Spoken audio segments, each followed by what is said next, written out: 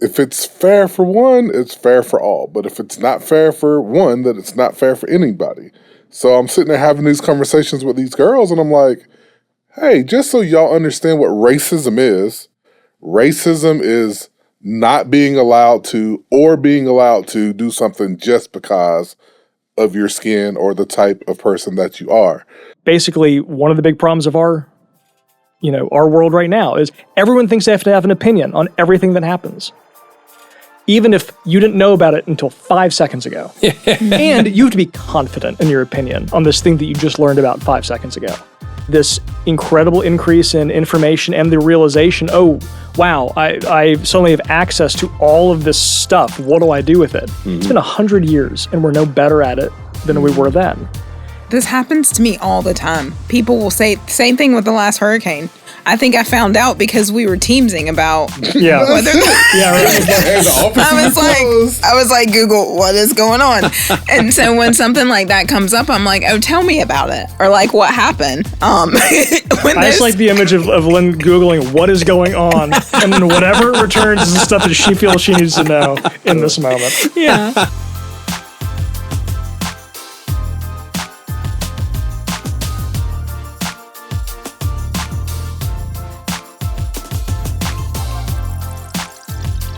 Well, welcome to the Seacoast podcast, everyone. If you're listening, I'll go ahead and tell you who's with us.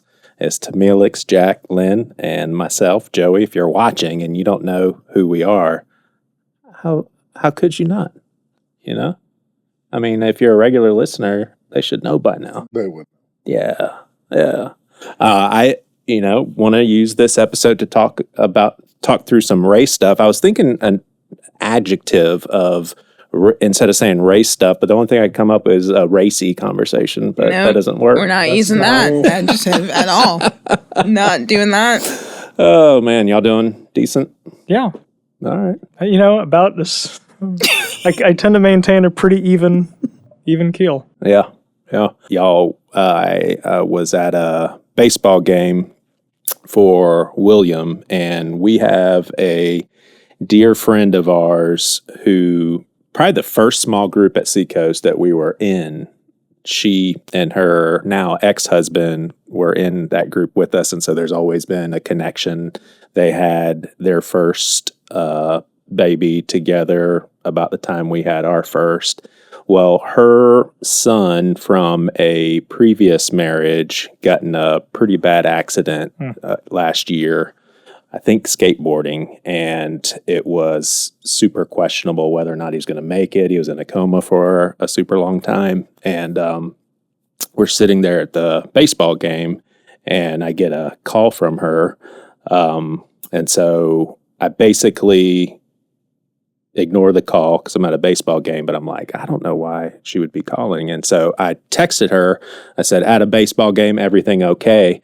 And then when I actually pulled up to look at it again, my text was she followed up her phone call with a text, and her text was, please call me, said her son's name, and said he passed away. Aww. And so my text to her was, hey, is everything okay? So I called her right away, and man, it does something to your heart to be around a mourning mother. Mm-hmm. It just, oh my gosh. And I wanted to ask you guys, because as we were driving there, I see myself as not only her friend, but an extension of, our ministry here is to help hurting people. And I called Josh Walters, and, obviously this is at outside of work time. And he hit me back later on text. He wasn't able to pick up. So after I called him, I reached out to Josh Surratt. And I just wanted some extra prayer for Priscilla and I as we were going that way. And, just being over there and, talking to Priscilla on the way, I'm curious what y'all think about the good. Is it any good at that moment to kind of put yourself in that person's shoes? You know what I'm saying? As far as being a father myself, it's almost like, that's my go-to is, what if this was happening to me? And as I was thinking about that train of thought today, so that happened last night, I think how I frame this in my mind is, for a split second, that's helpful, because it's like, oh my gosh, the depth of her grief. I could not imagine if I were in her shoes right now, having gotten that sort of news. But then I think I just shut that off. What's the good in that? You know what I'm saying? I mean, she's the one dealing with it, not me. But just in general, do you guys do that when you hear of someone else struggling? Is that part of your mental process, is putting yourself in those shoes, or not that kind of person? I mean, I think some people think there's no point. Why would you do that to yourself? I feel like it's a gut reaction that we do when we see people in pain, and it, like, we imagine. We did that grief episode, and I told you guys 5 months before my brother died, one of my good friends passed away.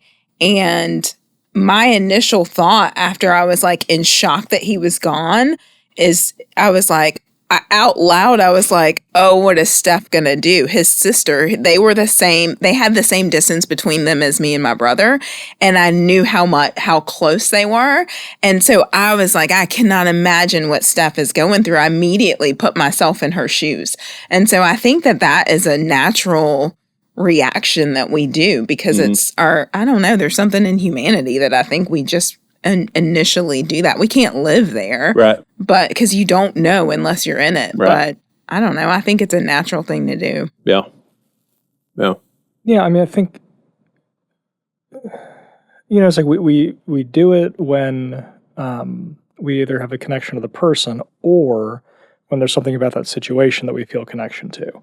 So, like, before I was a parent, like when I would read about bad things happening to kids, it's like a totally different reaction to it than after having kids. Yeah. And I think that's fine.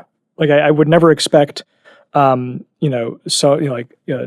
20-year-old college student to have the same reaction to, stories of, terrible things happening to children that a parent would, right? That's normal.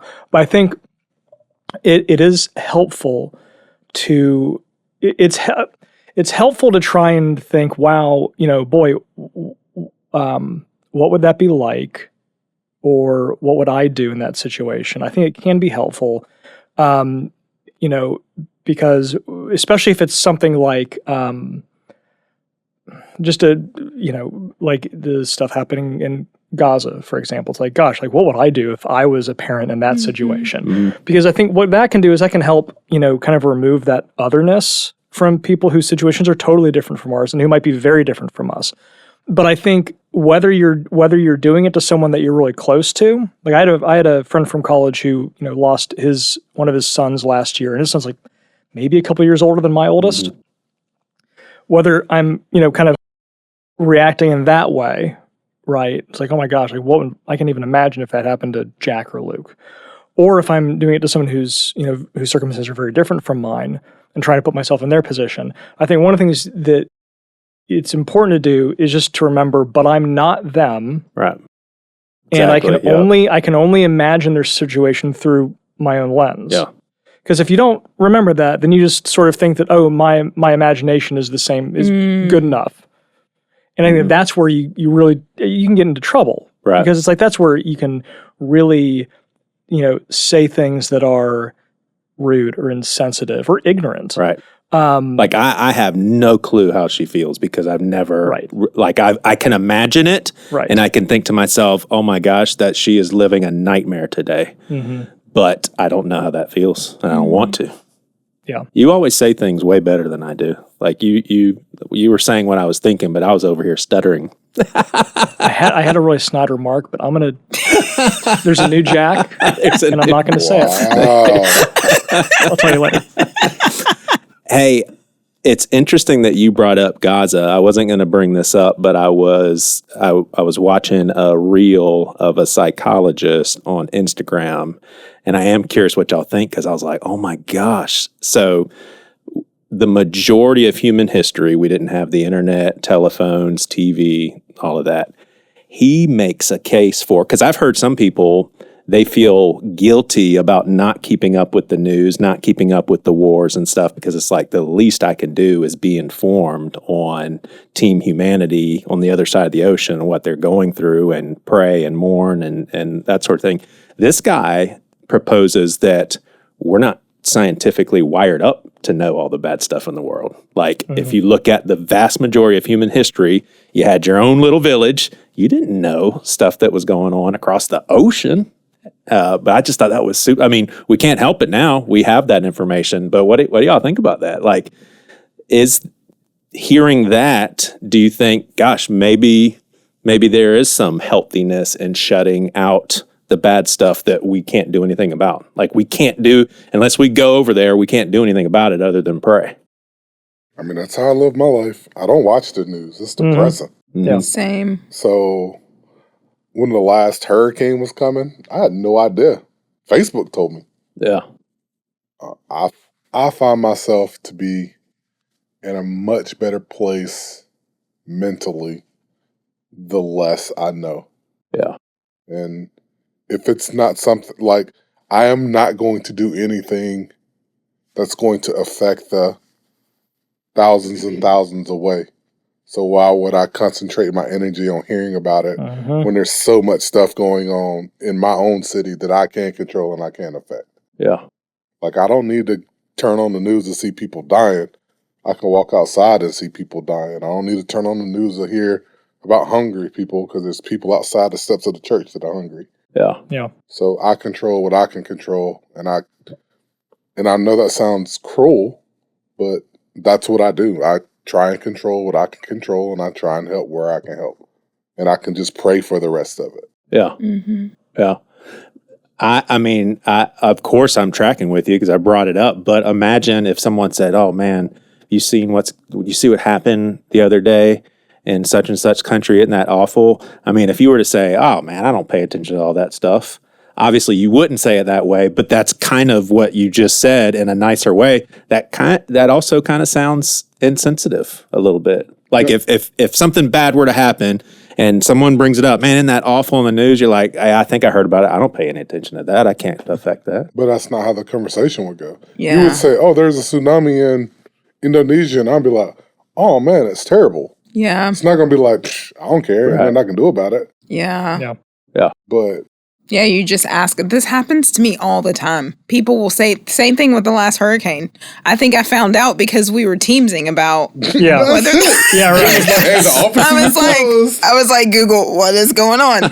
And so when something like that comes up, I'm like, oh, tell me about it. Or like, what happened? I just like the image of Lynne Googling what is going on, and then whatever it returns is the stuff that she feels she needs to know in this moment. Yeah. So There are some podcasts out there that'll give you a snapshot of world news if you want, like a Cliff Notes I version. can get a snapshot of world news if I wanted it. Yeah.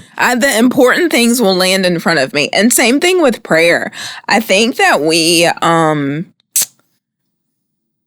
underestimate the fact that if we just sit in silence with the Lord, he can direct us to pray for things, even if we're not praying specific. Like, I've seen this atrocity, so I'm praying for this. I think we can pray for the world, and the Holy Spirit will direct us in how we're praying for different regions of the world, or people who are suffering, people who are hungry. So Yeah. I don't know. Yeah, I totally agree with what you're saying too, and you as well. But like, What about me?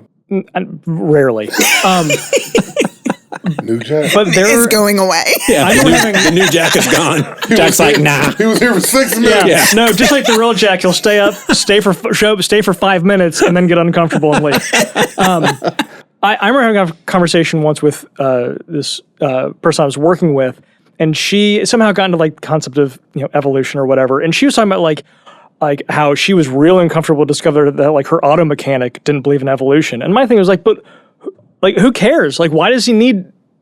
Does that help him in any way fix your car or know what is going on with it?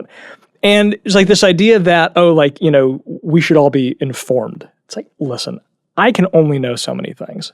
I can only remember so many of the things that I have known. And a lot of the things that I know are really not very important.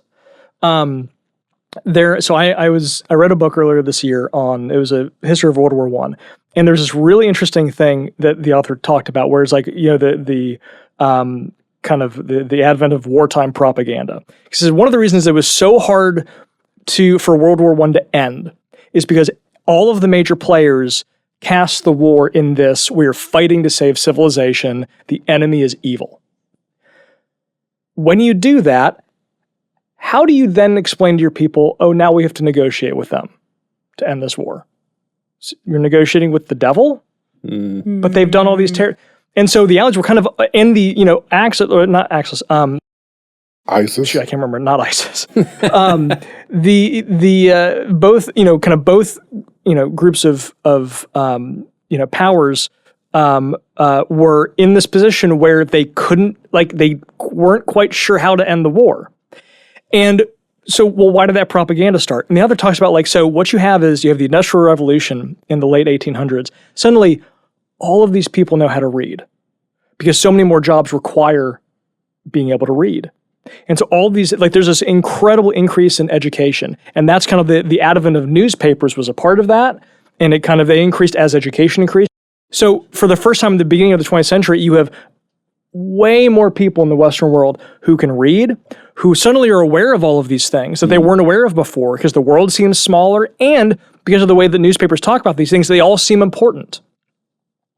And so, basically propaganda addresses this new world where tons of people can read and they all feel like they have to have opinions on these things, which is basically one of the big problems of our world right now is everyone thinks they have to have an opinion on everything that happens, even if you didn't know about it until 5 seconds ago. And you have to be confident in your opinion on this thing that you just learned about 5 seconds ago.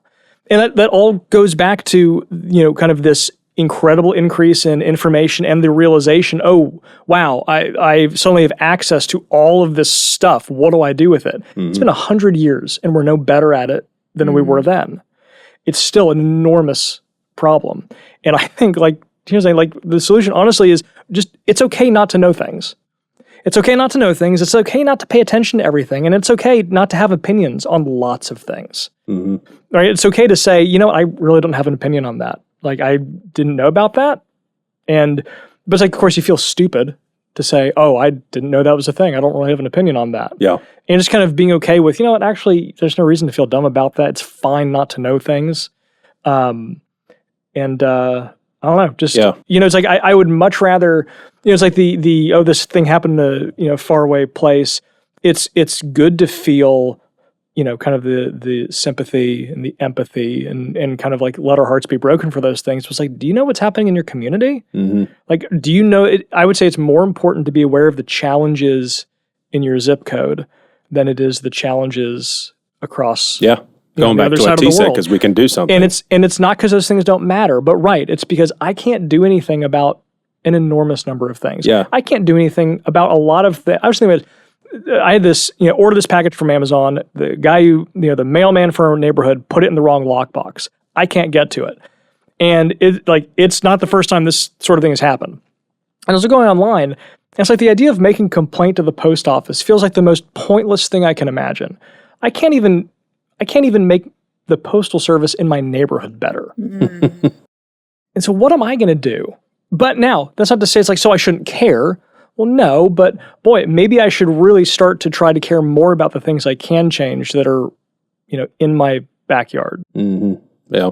And how many times do you watch the news and you get an opinion versus a fact? Yeah. And depending on the topic, you already know the opinion that you're going to get, and you already know it's not going to be factual.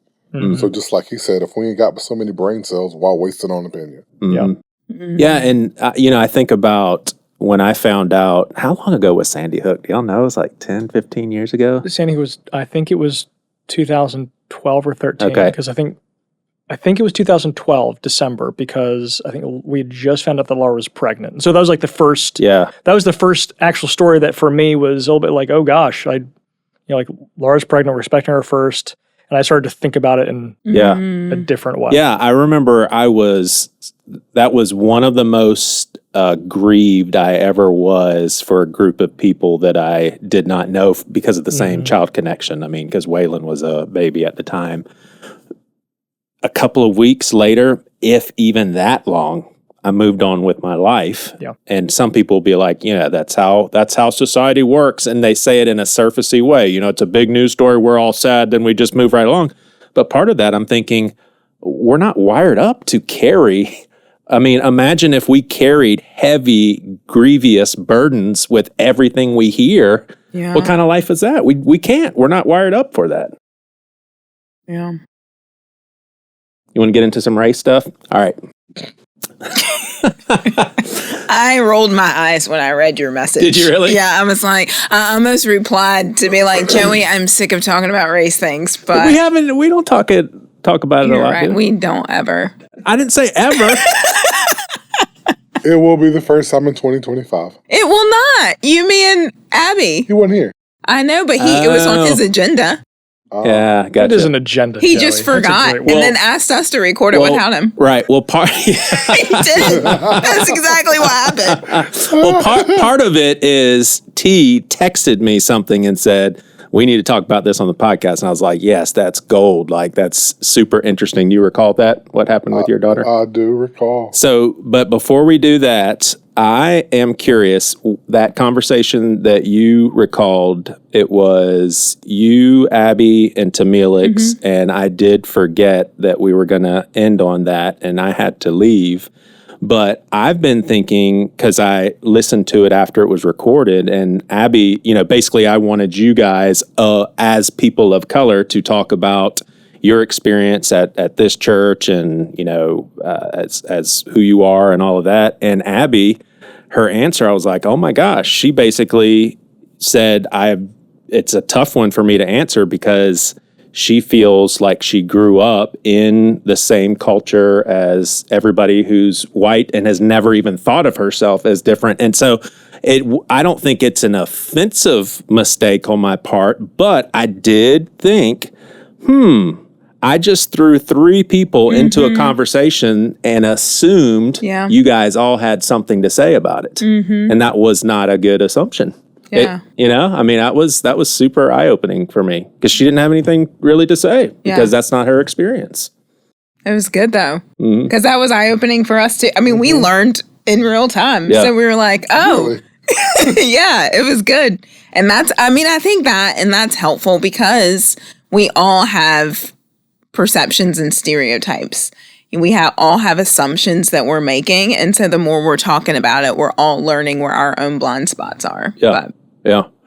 All right. Before we get to what happened with your daughter, I've always wanted to talk to you and to Tomelex about this. I would assume that you were aware. I think when you taught for an At the Movies series, when you taught on King Richard, your approach to it, what you said was offensive to, was it specifically people in the North Charleston campus? Is that where you heard complaints? Well, I wouldn't say complaints. I would say there was some feedback. Well, oh, hey, this approach may not have been great. There was, and so. What was the feedback that I think you were pretty, in their minds, you were harsh with Richard and who he was as a dad. I want to be careful. I might ask you to speak to that a little bit because, I heard feedback from, not T initially, but from, at least one person at the campus who's on staff, who just kind of said, oh, hey, this wasn't great. This, was a bad experience. And somebody on staff, you said? Yeah. Okay. And obviously, for me, that was really tough. That was a really tough thing because I take feedback real personally. And for me, I was like, oh my gosh, that was, awful. I felt horrible. And I remember. I remember when you were talking to me about it. It was heavy on you. And really wanted to process it. So for that message, I got 2 kind of different categories of feedback. There were people who, so King Richard, this is the movie about, Richard Williams, father of Serena and Venus Williams. And it's, a biopic about, really he's the focus, but, kind of about him coaching them and raising them. And one camp, which I do not care about, is the, so my message wasn't critical of him. That was how a lot of people took it. And one of my takeaways from that message is I am never going to talk about a real person ever again. Because I said, like, in the beginning of my message, I said, like, listen, I don't have anything to say about the real Ariel. Richard. This is a movie. I'm talking about the movie. Yeah. I don't think anyone paid attention to that. And I understand that. Like, it's for me, I'm someone who compartmentalizes really easily, but that's probably unfair for me to assume that, it's easy for everyone to do. So for me, I'm like, I'm just talking about this movie. I'm not talking about the real guy. I don't know anything about the real guy. This movie could be all made up as far as I know. But there was the feedback was like I was too hard on Richard in the sense of like, oh, but his daughters were amazing successes. And at no point in the message do I say he was a bad dad or anything. I felt like I was actually went out on my way to say like some things were positive, but I did say kind of like the, hey, maybe not every kid wants to live this kind of life who's driven this hard was kind of like the deal. And like but his daughters were amazing successes. And my thing is like, yeah, great. But, I think in the message I'll talk about like, but there's a scene where all of these other, kids who are losing the Williams sisters, like their parents are yelling at them and just being horrible to them. And it's like, yeah, but what about those kids? Because those parents are doing very similar, parenting styles in a sense. What about those kids? Because for every, Venus or Serena Williams, there's thousands of kids whose parents drive them as hard and don't go anywhere. What about them? And that was kind of the point I was trying to make. But, anyway. And so my deal with that side of the feedback was I feel like I'm poking at some people who are insecure about their own parenting styles maybe. And that sort of is like, whatever. That's not, good as far as I'm concerned. But the other side. For them to be upset. That's. Well, yeah. It was like maybe, but, whatever. Yeah. But for the stuff where it's like the race side, that was, I never intended to, stumble into any race stuff, to use your phrase. That wasn't something that I thought about when I was writing the message, not something I intended to touch on at all. And so, but when I kind of heard some of the feedback, because I called you, T, to kind of help me understand, hey, tell me about some of this feedback, help me understand it. And when you kind of explained, I'm like, that does make sense to me. Even if it's like, I could say, oh, that wasn't what I was trying to do. It's like, well, but that's kind of what happened. So was it, you were being critical of a successful black father? Was that? That's kind of, my takeaway. Yeah. Yeah. And I mean, there's a fine line. Yeah. Like when there's already a thought that there's an absence or shortage of positive black fathers to do a service on a black father, and not necessarily, it ain't like you said he was a bad black father, but it was just, it wasn't altogether positive. Showed some flaws. Mm-hmm. Like we all have flaws as parents. Mm-hmm. And some of our flaws are pushing our kids. Now to his credit, he pushed his kids to stardom. He did an amazing job. Yeah. But even though you said all the things that you said, some people saw it and they just took it for face value as, why can't you just let this man be great? He did a great job. Yeah. Versus, what you were trying to get across. Yeah. And like, for my part, I think that's totally fair. One of the things that, for me, it's, you can't control how people react to the things you say. But if you're a speaker on stage, you should really be mindful of how might the things that I'm saying be taken. And, for me, and I don't know, I would assume I think this is probably experience for a lot of, white people. That is an area where it's like, there's just so many unknowns. And I often don't know when I'm bumping up into something that, I should be careful of. Because obviously for my experience, like if oh gosh, I don't know, if you were to criticize, like Rafael Nadal's father or Novak Djokovic's parents, it's like, I don't care. But of course I wouldn't care because I don't have the same perspective of, hey, listen, there's already a shortage of, black fathers that we can point to and say, look, what a great person that is. So of course I don't have that perspective and I don't know when I'm bumping it, up against it. But, for me, kind of looking at this is, okay, but what do I learn from this? And how do I pay more attention to the things that I don't know? and the areas where I might be stumbling into something where I'm ignorant of, and not be careful in the sense of like obsessively self-censor, right? But how can I pay attention to, you know what, I'm speaking to a community that I am not a part of. What might I want to think about as I'm crafting this? Mm-hmm. And so from that sense, that was something that for me was a really good, a really positive part of the experience for me to just be mindful of, I spoke to a community and they heard me say things I didn't realize I was saying and, didn't intend to say. But it doesn't matter whether I intended to or not. That's what they heard. So what do I do with that? Right. And it's because you love and care about people. Believe it or not. You believe that, Lynn? I do believe it. Oh, okay. Tomelex would, Jack has some, I was going to say you have some thick skin, but one time I said that, you said, no, I don't.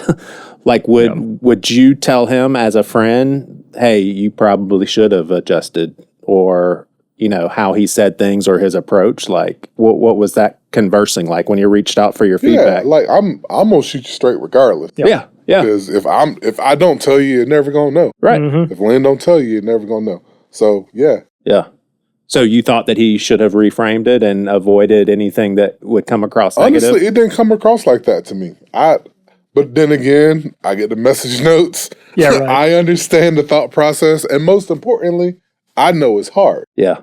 So I didn't get it. However, I understood why other people would feel that way, because other people's life experiences aren't necessarily mine. Yeah. And, one of the things for me that experience was, really difficult for me is it's not like I'm going to be at North Charleston the next week and people can come up to me. It's like for me, it's like, listen, who knows when this campus is going to see me again or hear from me again? And so for me, I think that was part of the thing that was really hard for me is it's like, and this is one of the things I talked to you about, where it's like, is there anything I should do? Is there anything I can do?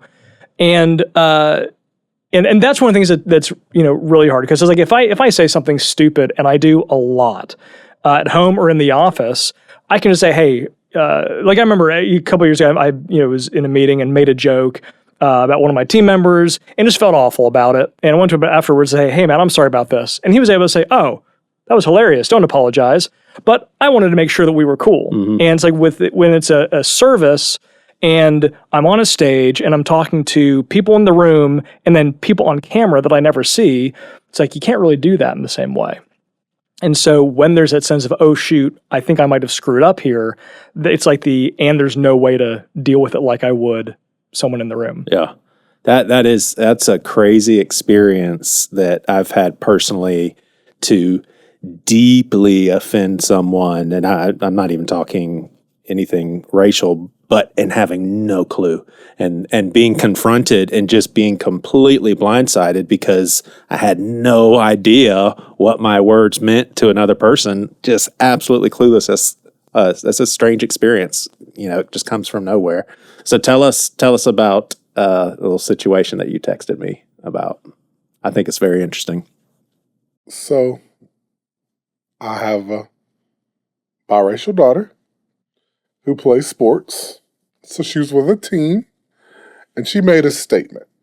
And her statement was, hey, looks like only the brownies can keep a man, because it's all girls, and there's a few biracial girls, and the rest are white girls, right?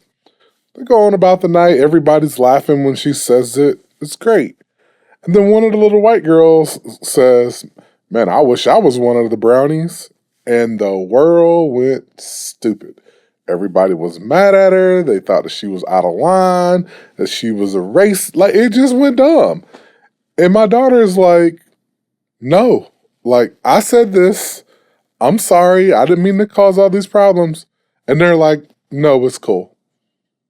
It's fine for you to say it, but it's not fine for her to say it. And was it the specific word, brownie? Brownie. And so since your daughter is half black, it made it okay. That's so interesting. and like, just how little young minds thinking is just so interesting. We went all the way back to the N-word conversation. Yeah, because I'm like, it's not just young minds. Yeah. This is the ongoing conversation. Yeah. Like if it's fair for one, it's fair for all. But if it's not fair for one, then it's not fair for anybody. So I'm sitting there having these conversations with these girls, and I'm like, hey, just so y'all understand what racism is not being allowed to or being allowed to do something just because of your skin or the type of person that you are.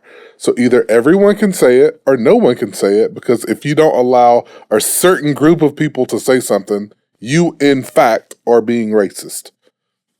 They didn't necessarily like that. They were not trying to hear me. But it was funny.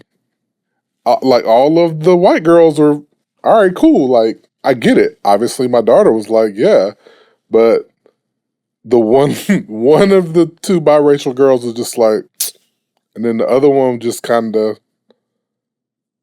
she processed it. And when she got home, she talked to her mom about it and she understood where we were coming from. So, but yeah, it was funny. Now, you said the connection point as far as this is not just little mind conversation. This is an ongoing conversation with adults.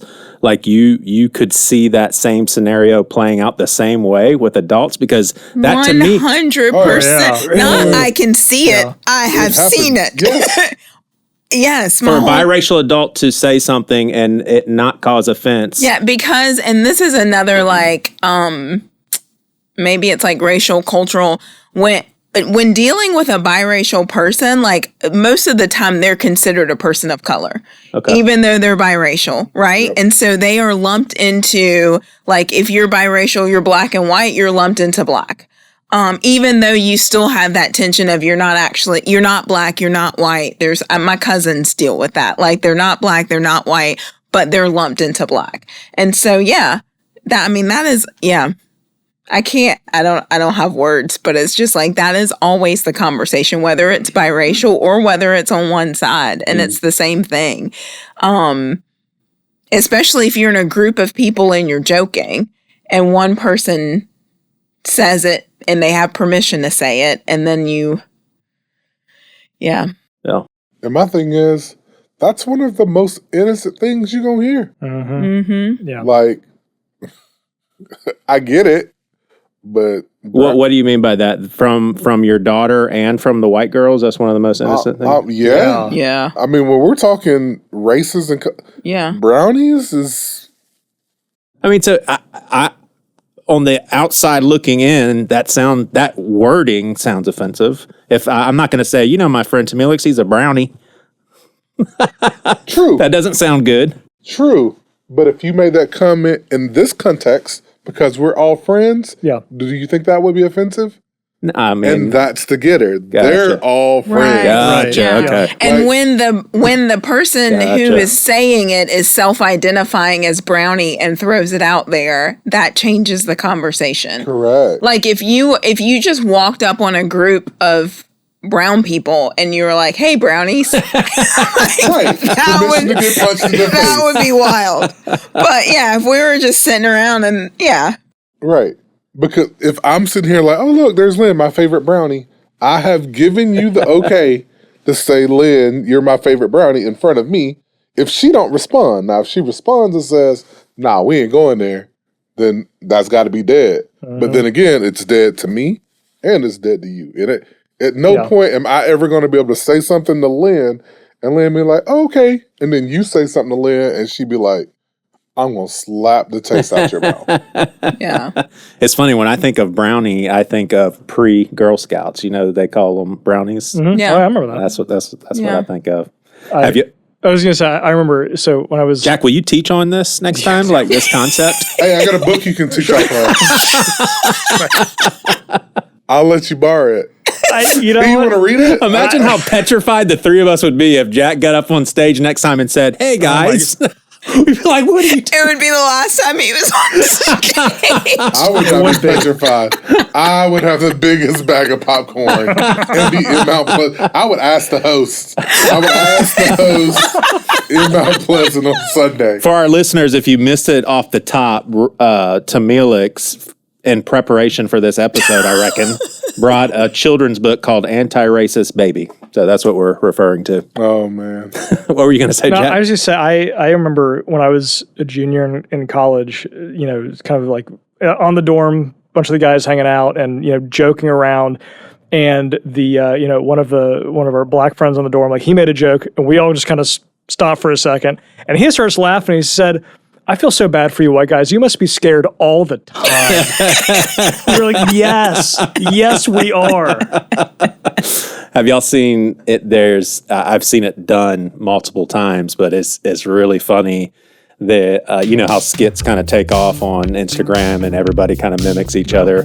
But I've seen different renditions. Is that a proper use of the word renditions? Different renditions? Depends on what you're going to say next. Okay. I don't know. Different renditions of this little skit, and it's like two buddies in the front seat of a car, one black, one white, and they're listening to rap music and they're singing along. And then every time it gets to the end where the black guy looks at the white guy to make sure he doesn't say it, and then they go right back to... You've been watching Seacoast Church's Things You Won't Hear on Sunday podcast. You can now become a patron of this podcast and receive exclusive content. Your support goes towards Seacoast ministry efforts and local presence. Also, be sure to leave us a review and subscribe to this podcast so that you get these episodes as soon as they're released. All of this information can be found in the show notes. Thanks for watching.